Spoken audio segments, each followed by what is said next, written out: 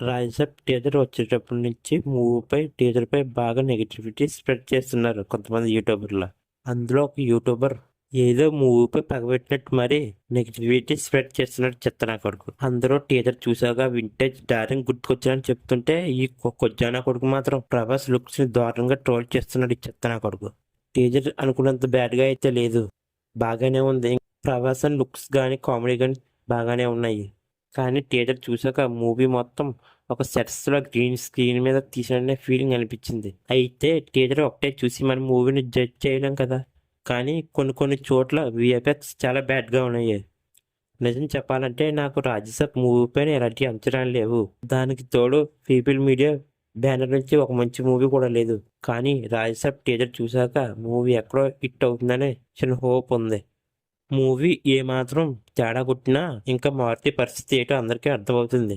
ఓమ్రోత్కి ఏ గతి పట్టిందో తనకి అదే గతి పడుతుంది.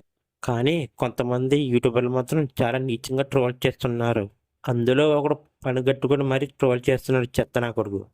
అయితే మూవీ December 5th కాబట్టి ఈ లోపు టీజర్లో ఉన్న చిన్న చిన్న మిస్టేక్స్ సరి చేయొచ్చు. డే 1 మాత్రం కానీ ఇటుకి వస్తే 1000 కోట్లు ఈజీగా వస్తాయనేది రియాలిటీ. చూడాలి ఈ రాజసబ్ మూవీతో మారుతి కంబ్యాక్ ఇస్తాడో లేదో అని.